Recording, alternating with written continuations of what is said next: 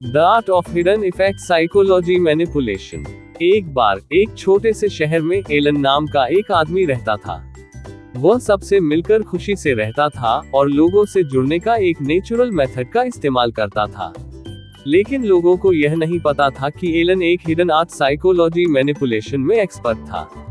Elon ने human behaviour के बारे में एक पावरफुल प्रिंसिपल को समझा कि लोग अकेले आर्ग्यूमेंट के बेस पर निर्णय नहीं लेते हैं, बल्कि इमोशन, विश्वास और इन्फ्लुएंस करने पर निर्णय लेते हैं। उसने इसका किसी को नुकसान पहुंचाने में उपयोग नहीं किया, लेकिन वह उन तकनीकों के बारे में अच्छी तरह से जानते थे जो वह दूसरों को इन्फ्लुएंस करने के लिए उपयोग कर सकते थे।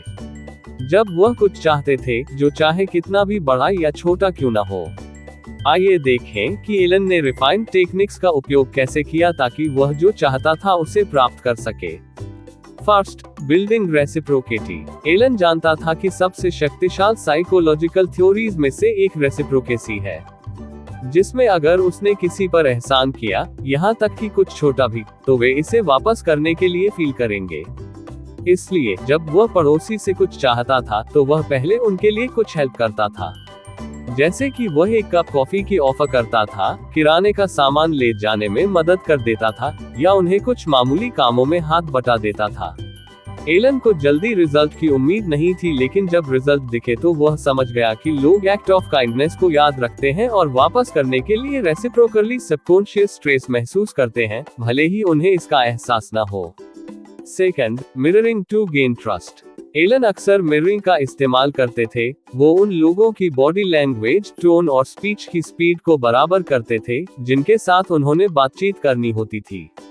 और रिसर्च से पता चला है कि लोग जिससे ज्यादा कंफर्टेबल फील करते हैं, उन लोगों पर भरोसा करते हैं और उनकी मिररिंग करते हैं।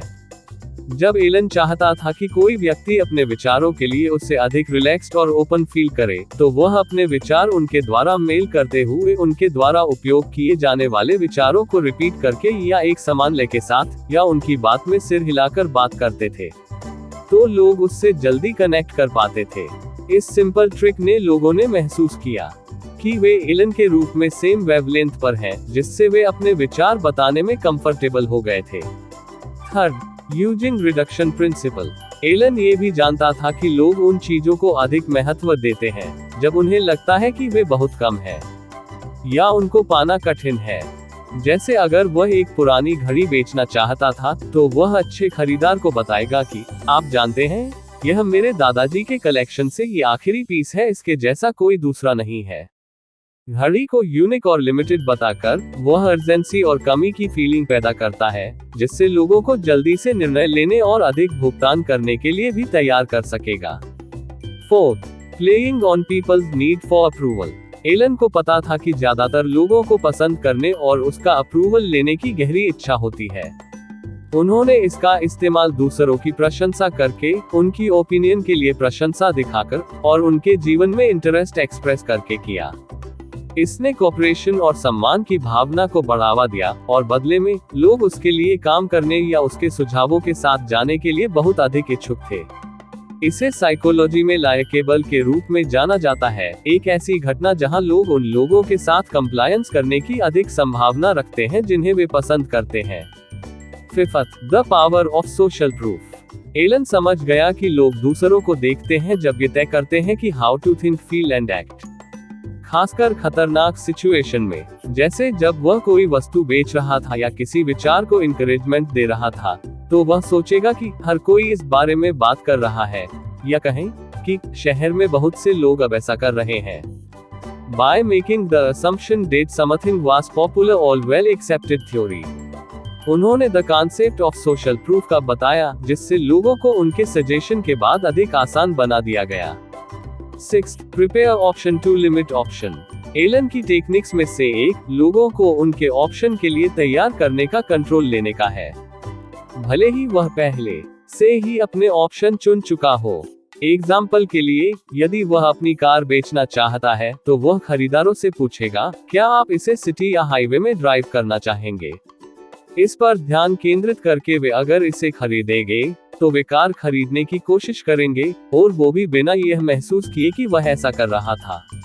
7, एंकरिंग इफेक्ट। जब एलन किसी सामान को बेचने की बातचीत की तो वह अक्सर उसकी कीमत कम करने से पहले ज्यादा महंगे के साथ शुरू करता था। ये स्ट्रेटजी को एंकरिंग नाम से जाना जाता है, जो दूसरे व्यक्ति के दिमाग में एक इनिशियल रेफरेंस पॉइंट निर्धारित करता है। यहाँ तक कि अगर उन्होंने बाद में अपनी कीमत कम कर दी तो लोग अक्सर नई कीमत की तुलना उनके बेसिक फिगर से करते थे, जिससे फाइनल ऑफर एक अच्छा सौदा लगता था। कुछ समय बाद एलन ने इन टेक्निक्स के कुशल उपयोग से अपने आप को शहर में काफी प्रभावशाली बना दिया। लोग उस पर भरोसा करते थे, उसकी प्रशंसा करते थे और अक्सर यह महसूस किए बिना उसकी हेल्प और सपोर्ट करने के लिए तैयार रहते थे कि उसने अपने डिसीजन को कैसे बनाया। लेकिन एलन जानता था कि उसका प्रभाव एक जिम्मेदारी के साथ आया है। उन्होंने महसूस किया कि इन टेक्निक का आसानी से दुरुपयोग किया जा सकता है। एलन ने लोगों को इन सिद्धांतों के बारे में सिखाना शुरू कर दिया, जिससे उन्हें ये जानने में हेल्प मिली कि वे कुछ स्थितियों में प्रेशर क्यों महसूस कर सकते हैं। उन्होंने उन्हें म्यूचुअलिटी के बारे में अधिक जागरूक होना सिखाया, ये देखने के लिए कि जब कमी अननेसेसरी अर्जेंसी पैदा कर रही थी, और पहचानने के लिए जब कोई उन्हें रिफ्लेक्ट कर रहा था। अपनी कहानी के माध्यम से समझदारी से डिसीजन लेने और उन्हें इंटेलिजेंसी से इसका उपयोग करने के लिए इनकरेज किया। वह लोगों को नॉलेज से एम्पावर्ड बनाने में विश्वास करते थे ताकि वे अपनी इंडिपेंडेंट चॉइस बना सके। और इसलिए एलन एक मास्टर ऑफ मैनिपुलेटर से एक गाइड में बदल गया, जिससे दूसरों को अपनी छिपी हुई ताकतों को पहचानने में मदद मिलती है जो हमारी सोच को आकार देते हैं। ऐसी स्टोरीज से जुड़े रहने के लिए लाइक और सब्सक्राइब करें।